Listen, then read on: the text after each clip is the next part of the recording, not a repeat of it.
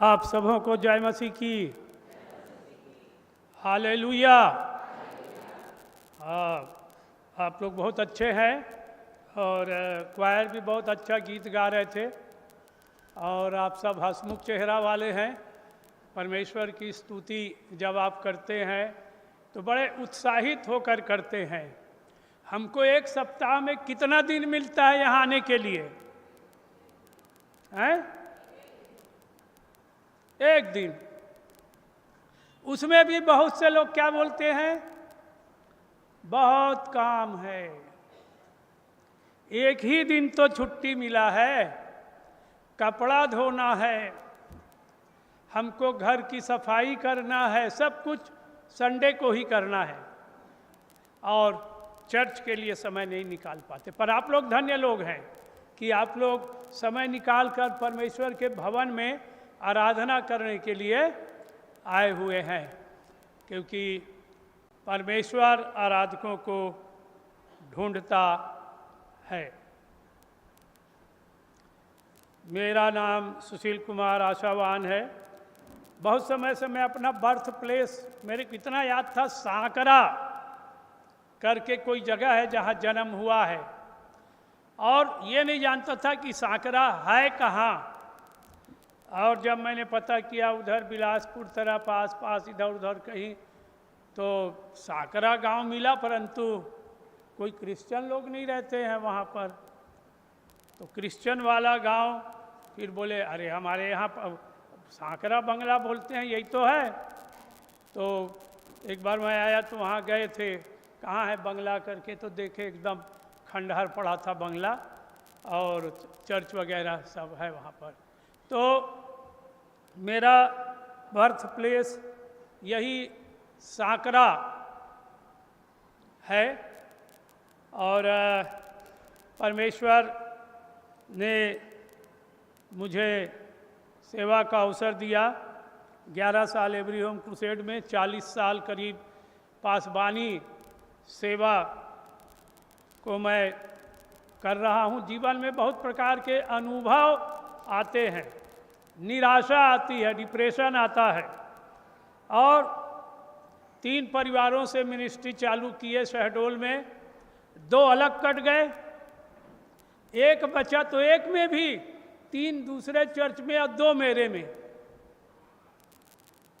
मैं, मेरी पत्नी और क्या नाम से वो 2, 4 चर्च करते थे। मैं बड़ा निराश हुआ। मैंने डॉक्टर जलाल से बोला, सर मेरे को यहाँ से हटा दीजिए, कहीं और भेज दीजिए, मैं नहीं रहना चाहता यहाँ। बोले क्या हो गया? मैंने बोला सर ऐसा ऐसा है। अभी कितने हैं? 2 हैं। नहीं रहे 2, वो 2 भी नहीं रहे तो भी हम आपको सपोर्ट करेंगे। आप में संभावनाएं हैं, परमेश्वर काम करेगा। और मुझे बड़ी प्रेरणा मिली। फिर हमने अपना ध्यान प्रार्थना में लगाया, होल नाइट्स प्रेयर वगैरह चालू हुई। फिर सुसमाचार का प्रचार हम लोगों में करने लगे और कंधे में झोला टांग के मैं घर घर वहाँ शहडोल में लोगों के घर घर में बांटना शुरू किया। 3 बार बांटा।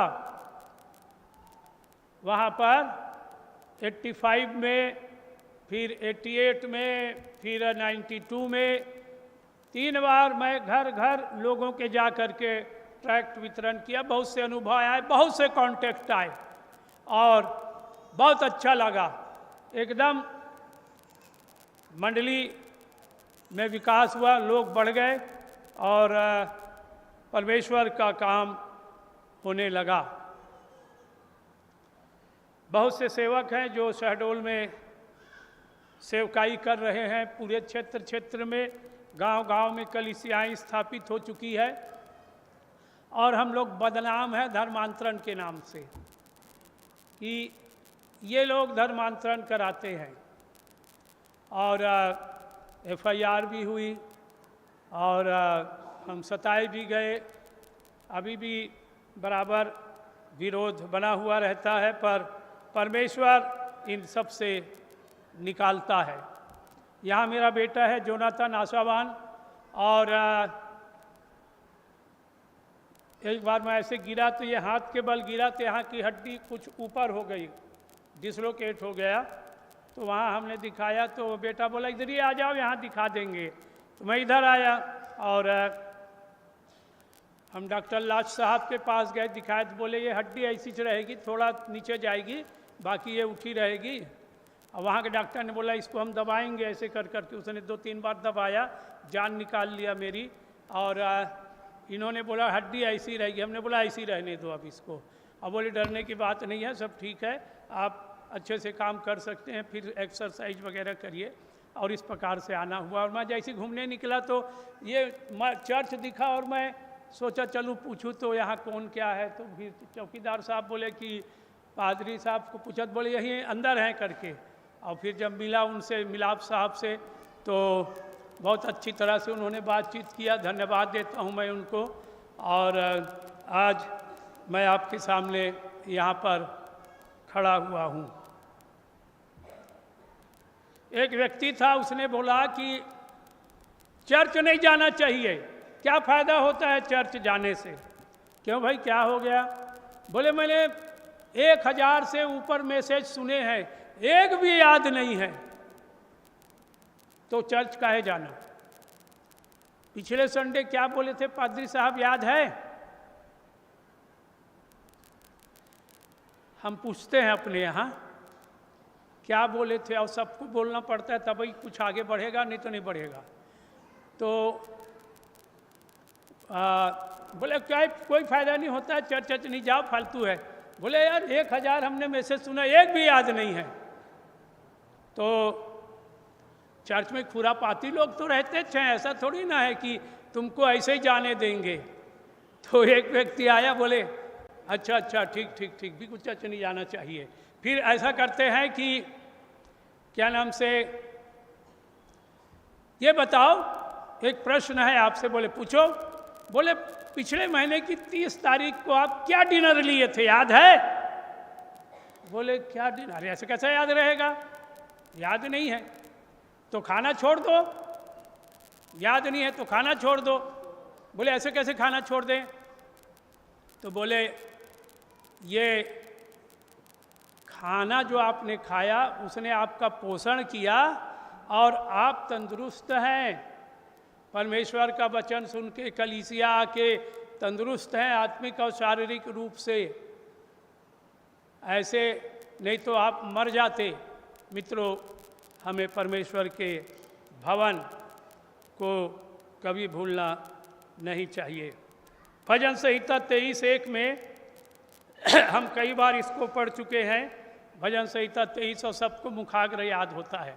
और जैसे अभी बच्चे यहाँ पर बोल रहे थे बाइबिल के पद, मुझे भी याद आ गया। शहडोल में एक बच्चा था और बाइबिल का पद हो रहा था, तो बोले बोलो बाइबिल का पद बोलो। वो खड़ा हुआ, यहोवा मेरा चरवाहा है, मुझे कोई घटी नहीं होना चाहिए। तो हमने बोला ये क्या बोल गया, क्या बोला इसने? यहोवा मेरा चरवाहा है, मुझे कोई घटी नहीं होना चाहिए। अरे हमने बोला ये तो हम लोग भूल ही गए थे कि यहोवा मेरा चरवाहा है और मुझे कोई घटी नहीं होना चाहिए। तो मित्रों, आज हम थोड़ा देरी इसी पर विचार करेंगे कि भजन संहिता में परमेश्वर की बहुत सी आशीषें लिखी हुई हैं और हम ये सब को पढ़ते हैं, जानते हैं। और प्रभु यीशु मसीह का लहू हमें सब पापों से शुद्ध करने वाला है और उसके लहू के द्वारा से हमने उद्धार प्राप्त किया है। यीशु मसीह सिर्फ भेड़ों का चरवाहा है, गाय बैल घोड़ा गधा बकरी का नहीं है। किसका चरवाहा है? भेड़ों का सिर्फ। और वो अपनी भेड़ों को जानता है। भेड़ के कुछ गुण जल्दी से हम विचार करेंगे। पहला गुण जो है भेड़ का, भेड़ ज़्यादा दूर तक नहीं देख पाती है। भेड़ का गुण है कि भेड़ क्या होता है, ज़्यादा दूर तक नहीं देख पाती है, और वो जो है उसकी दृष्टि, उसकी निगाहें अपने रेंज के अंदर ही रहती है। कुत्ता, बिल्ली, गाय, जानवर, ये सब जाते हैं और लौट के आ जाते हैं, उनको पता होता है, वो लौट के आ जाते हैं। पर भेड़ को पता नहीं रह पाता है और वो ज़्यादा दूर तक नहीं देख पाती है। हम लोग कितना दूर तक देखते हैं, हमारी निगाहें कितनी दूर तक जाती है, कितना दूर का हम सोचते हैं, चिंता करते हैं। साधु सुंदर सिंह ने कहा कि जो चिंता करते हैं वो परमेश्वर को झूठा ठहराते हैं। जो चिंता करते हैं वो परमेश्वर को झूठा ठहराते हैं। मित्रों, परमेश्वर हमसे भजन मत्ती 6 अध्याय और 34 पद में देखें तो 33 में है, सबसे पहले उसके राज्य और धर्म की खोज करो, और 34 में है कल की चिंता मत करो। चिंता जो है वो मत करो, कल की चिंता मत करो। जो धनवान यीशु मसीह के पास आया,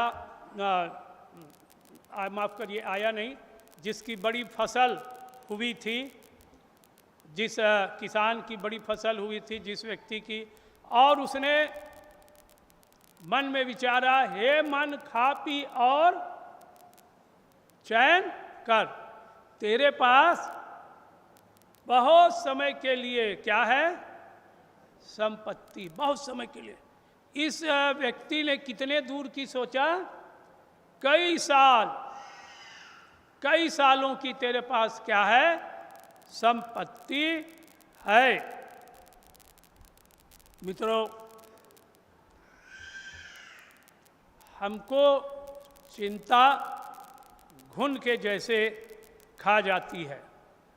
चिंता हमको परेशान कर डालती है। चिंता से आदमी बड़ा दुखी रहता है, घुन के जैसे उसके जीवन को बर्बाद करते जाती है। भेड़ का गुण है कि वो ज़्यादा दूर तक नहीं देख पाती है। हमको अपना जीवन, हमको अपना कार्य प्रणाली, अपना सब कुछ परमेश्वर के हाथ में सौंपना चाहिए कि हे परमेश्वर, तू ही ये कर सकता है। भजन संहिता 118 और 24 में लिखा हुआ है, आज का दिन यहोवा ने, हम इसमें, हर दिन के लिए है ये, हर दिन आज का दिन है, आज का दिन यहोवा ने बनाया है, हम इसमें आनंदित हो। कल नहीं आता बोलते हैं, दुकानों में लिखा रहता है आज नगद, कल, दुकान वालों को पता है कल। आप जाएंगे बोलेंगे भैया वो कल बोले थे, हाँ हाँ, ये पढ़ो क्या लिखा है, आज नगद कल उधार। मित्रों, हमको आश्रित परमेश्वर पर रहना चाहिए। दूसरी बात भेड़ की, भेड़ अपनी सफाई खुद नहीं कर सकती है। भेड़ अपनी सफाई खुद नहीं कर सकती है। कुत्ता, मुर्गी, बिल्ली, ये सब अपना पंख झलरा झलरा के और चाट चाट के सब अपने आप को क्या कर लेते हैं, साफ कर लेते हैं। मुर्गी जितनी भी कचड़े में नहाए और ये करे और बाद में फिर वो सब साफ कर लेते हैं। भेड़ के साथ ऐसा नहीं है। भेड़ अपनी सफाई खुद नहीं कर सकती है, उसको चरवाहा चाहिए। भेड़ को चरवाहा चाहिए जो उसको क्या करे, साफ कर सके। भेड़ को चरवाहा चाहिए। इसीलिए भजन संहिता 51 के 16 और 17 में है, टूटा मन परमेश्वर के योग्य बलिदान है, परमेश्वर टूटे मन को तुच्छ नहीं जानता। भजन संहिता 51 और 7 में है, जूफा से मुझे शुद्ध कर तो मैं शुद्ध हो जाऊंगा। जूफा एक प्रकार का ब्रश है और दाऊद बोलता है, जूफा से मुझे क्या कर, शुद्ध कर तो मैं क्या हो जाऊंगा, शुद्ध हो जाऊंगा। जूफा से मुझे शुद्ध कर। हमको परमेश्वर की आवश्यकता होती है। हमारी सफाई परमेश्वर ही कर सकता है। उड़ाऊ पुत्र का देखिए कितना अच्छा वर्णन है। उड़ाऊ पुत्र 15 लूका 15 1 से 24 में इसका वर्णन है। और कैसे पिता के पास आया, बाइबल क्या बताती है, जैसे वो था उसी हालत में, फटे हाल, बड़े बाल, बिखरे हर प्रकार की डील डॉल और कपड़े फटे, सब ऐसी चले आ रहा है एकदम भिखारी के जैसे अपने पिता के पास। और पिता ने उसको क्या किया, साफ किया, नहलाओ, अच्छे से अच्छा कपड़ा दो और इसको तैयार करो। हम अपनी सफाई खुद करने का प्रयास करने लगते हैं। हमारे प्रयास असफल होते हैं। यशाया 1 अध्याय और 18 पद में, यशाया 1 अध्याय 18 पद, किसी को मिल जाए पढ़ तो लीजिए थोड़ा सा, यदि आवाज़ आ जाए यहाँ तक तो पढ़िए। तो यशाया 1:18 को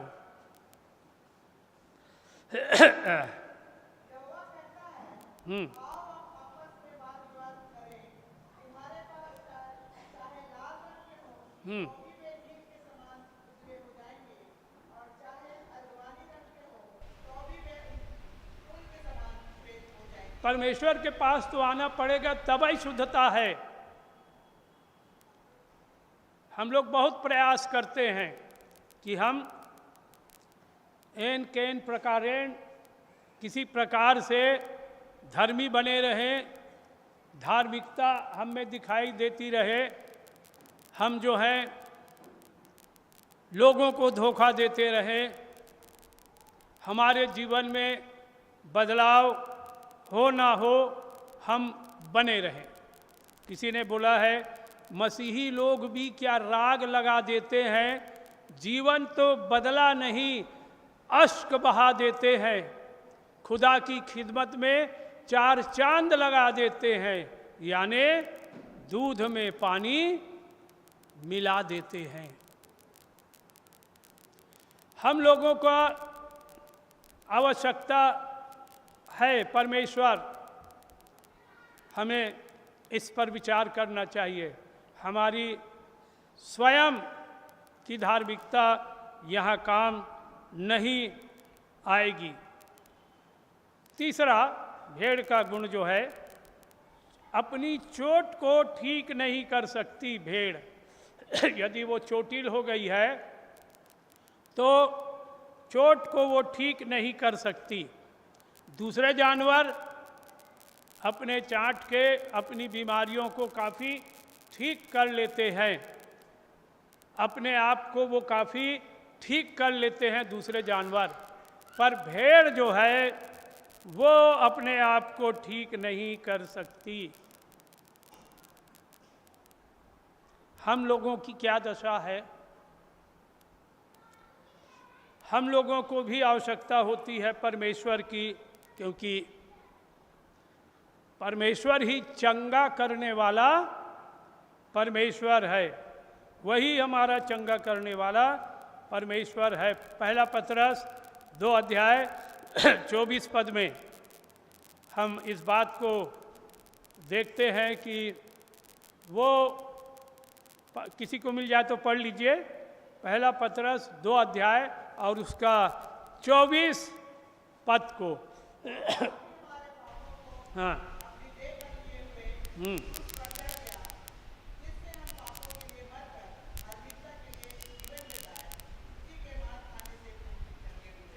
उसी के मार खाने से तुम क्या हुए हो, चंगे हुए हो। उसी के मार खाने से तुम चंगे हुए हो। और हम इस बात को यशाया 53 अध्याय 5 पद में पढ़ते हैं कि उसके कोड़े खाने से तुम क्या हुए हो, चंगे हुए हो। कोड़े खाने से तुम क्या हो गए, चंगे हुए हो, प्रभु यीशु मसीह के कोड़े खाने से। तो भेड़ अपनी बीमारी ठीक नहीं कर सकती। हम लोगों को भी बीमारी लगती है, डॉक्टर के पास जाते हैं, प्रयास करते हैं, प्रार्थना करते हैं।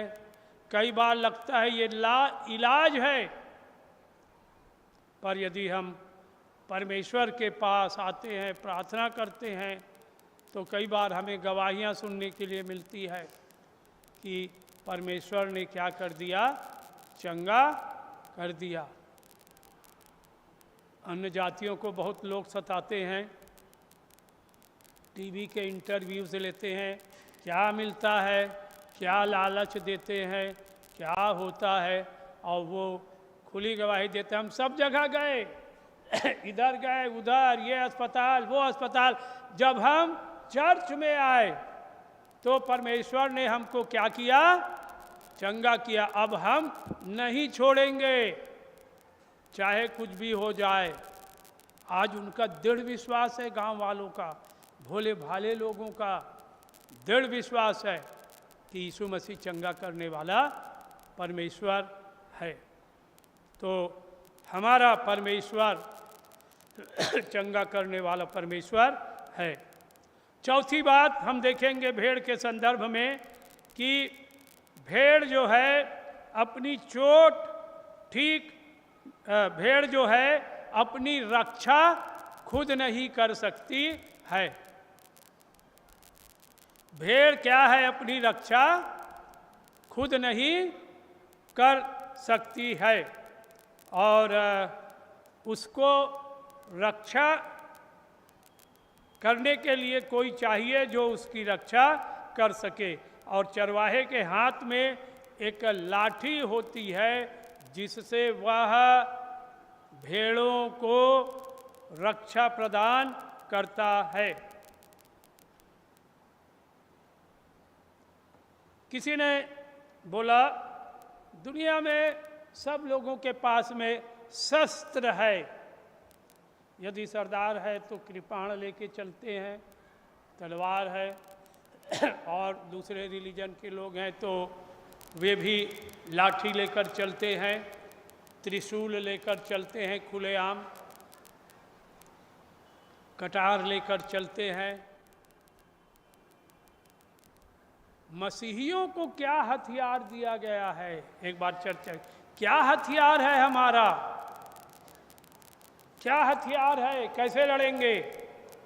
एक बार हमारे क्षेत्र में एक ग्रामीण कलीसिया थी, बना हुआ चर्च था, लोहे का दरवाज़ा था। कुछ विरोधी लोग आए और धक्का मार मार के लोहे के दरवाज़ा का जो रोड था एल्ड्राफ ऐसा मुड़ गया और चर्च के अंदर घुस के तोड़ फोड़ कर डाले।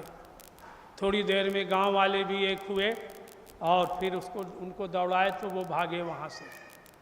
फिर उन्होंने लंबी लंबी तलवारें बना डाला, बोले हम काट डालेंगे, हम गोंड़ हैं।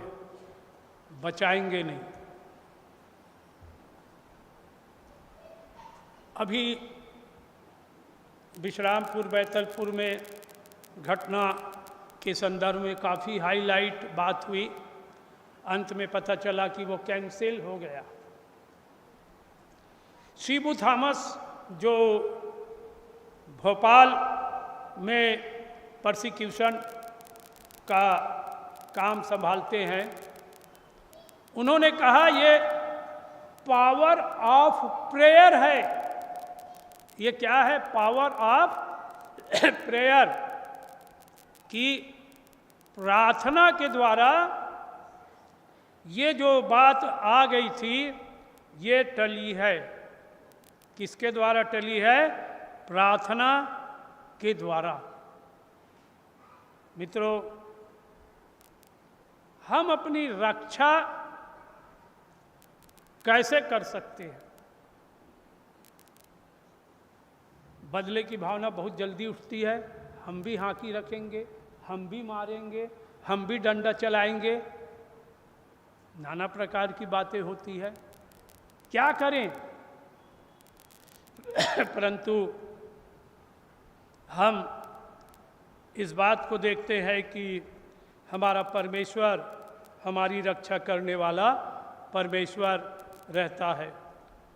यशायाह 37 अध्याय और 14 से लेकर 36 पद में यदि आप देखेंगे, यशायाह 37 अध्याय और 14 से लेकर 36 पद में, तो इसको आप पढ़ेंगे नहीं, बाद में देखिएगा।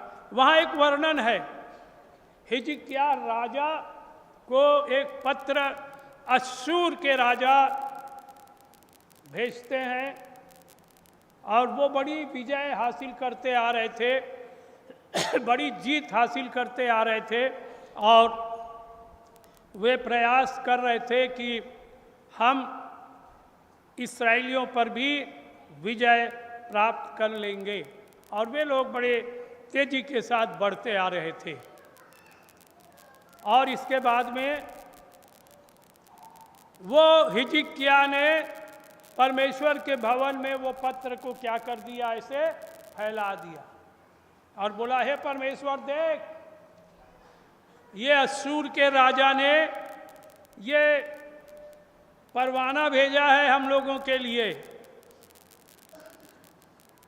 वे उन देवी देवताओं के ऊपर जो उसको मानते थे वहाँ के राज्यों पर कब्जा कर लिए हैं, पर तू तो जिंदा परमेश्वर है। ये हिमाकत कर रहे हैं ये लोग, हे परमेश्वर हमारा बस नहीं चलता है, ये हिमाकत कर रहे हैं।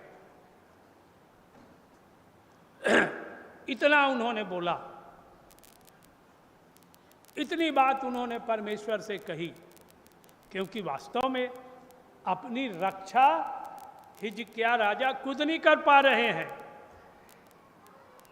तब 36 पद में लिखा है कि एक दूत निकला और इनके लोगों को यदि मैं भूल 85,000 क्या लिखा, 36 पद देखिए तो उसका यदि कोई निकाला है तो 1,85,000 है क्या? हाँ, 1,85,000 लोगों को क्या कर दिया? कितने दूत? एक। मित्रों, हमारा रक्षा करने वाला कौन है? परमेश्वर। हम तो मुट्ठी भर लोग हैं, अल्पसंख्यक हैं, हम क्या कर सकते हैं? कई बार हमको लगता है क्या कर सकते हैं, हम मुट्ठी भर लोग हैं, क्या करेंगे? पर निराश होने की बात नहीं है, क्योंकि हमारे पास कैसा गॉड है? लिविंग गॉड, जिंदा परमेश्वर है। वो हमारी रक्षा करने वाला है। न तो तोप से, न तलवार से, न बंदूक से, न भाला से, न त्रिशूल से। हमारा परमेश्वर हमारे क्या करता है? रक्षा करता है। किसी भी प्रकार के हथियार हावी नहीं होंगे तुम्हारे विरुद्ध में, किसी भी प्रकार के हथियार हावी नहीं होंगे। ये परमेश्वर का वचन है। इब्रानी 1 अध्याय 13 और 14 पद को थोड़ा पढ़ लीजिएगा। इब्रानी 1 अध्याय 13 और 14। हाँ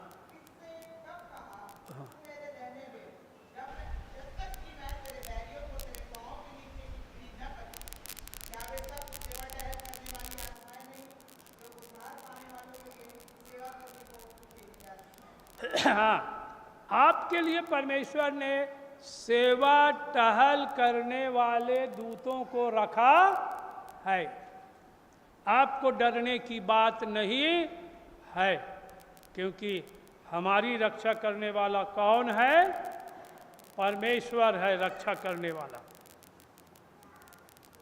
एक बार एक चर्च में काफ़ी सताव हुआ और लोग नाना प्रकार के नारे लगा रहे थे और लोगों को मार पीट रहे थे। और कुछ महिलाएं थी एक तरफ, उनके मन में क्या आया ये नहीं पता, पर उन्होंने नारा चालू किया, यीशु मसीह की जय बोला। इतना शाउट था उनमें यीशु मसीह की जय बोलने में कि विरोधी लोग क्या हो गए? भाग गए डर के मारे। थोड़ा नाम लेके देखिए, जय पुकार के देखिए। ये यीशु यीशु ऐसी साधारण मत समझिए। उन महिलाओं ने, कुछ महिलाओं ने मिलकर जोर से पुकारा यीशु मसीह की जय। इतना शाउट था कि लोग कहते हैं कि विरोध करने मारने वाले क्या हो गए? डर के मारे भाग गए। हमारा परमेश्वर सामर्थी है। हमारा परमेश्वर अद्भुत रीति से हमको बचाने वाला परमेश्वर है। पांचवी और अंतिम बात है, भेड़ खामोश रहती है। भेड़ क्या रहती है? खामोश रहती है। यशायाह 53 अध्याय में हम देखते हैं, यशायाह के 53 अध्याय और उसके 7 पद को थोड़ा देखिए। यशायाह 53:7 जैसे हाँ हाँ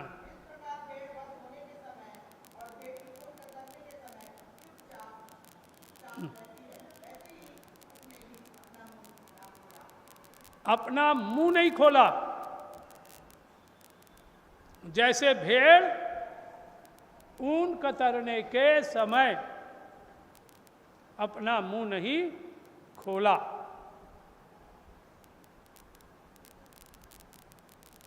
हम लोगों का क्या होता है? मुंह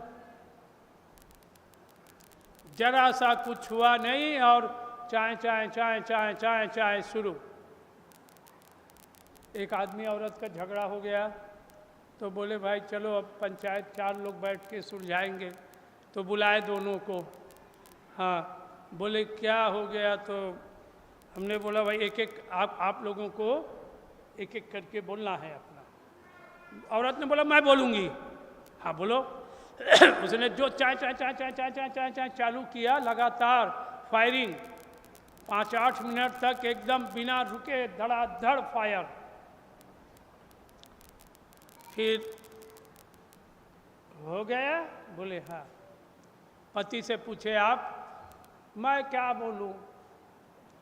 मैं तो इसके साथ रहना चाहता हूं, मैं इसके साथ रहना चाहता हूं। तो औरत बोलती है मैं भी तो साथ रहना चाहती हूं। अरे तो जब दोनों साथ रहना चाहते हो तो हम लोग को काहे बुला लिए हो? नहीं बोले ये ऐसे ही फिर वही बात, फिर शुरू। थोड़ा शांत तो रहो, थोड़ा चोंच को लगाम दो, खामोश रहो। चुप रहना भी बहुत अच्छा होता है, क्योंकि याकूब 3 अध्याय और 6 पद में, याकूब के 3 अध्याय और उसके 6 पद को देखेंगे। 3 अध्याय के 6 पद को।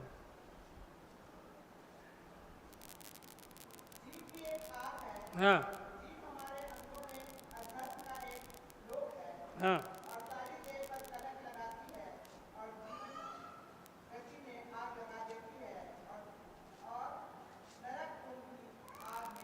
अरे अरे बाप रे, जीव जीव जीव जीव, सबके पास जीव है। ये क्या होती रहती है? नरक कुंड की अग्नि से जलती रहती है। इस पे जो कंट्रोल कर लिया वही सिद्ध पुरुष है कहते हैं। बड़ा मुश्किल है, बड़ा मुश्किल है। कैसे कंट्रोल करें, कैसे जीव को बस में रखें, कैसे खामोश रहें। मित्रों, बहुत से झगड़ों को हम खामोश रह के भी निपटा सकते हैं, खामोश जब हम रहते हैं। यूहन्ना 10:4 में यीशु मसीह भेड़ों का चरवाहा जो है वो आगे आगे चलता है और चरवाही करता हुआ चला जाता है, आगे आगे चलता है और वो रक्षा करता जाता है। परमेश्वर के सामने हम शांत रहना सीखें। इब्रानी 1 अध्याय के 9 पद को थोड़ा देखेंगे। इब्रानी 1 अध्याय और उसका 9 पद।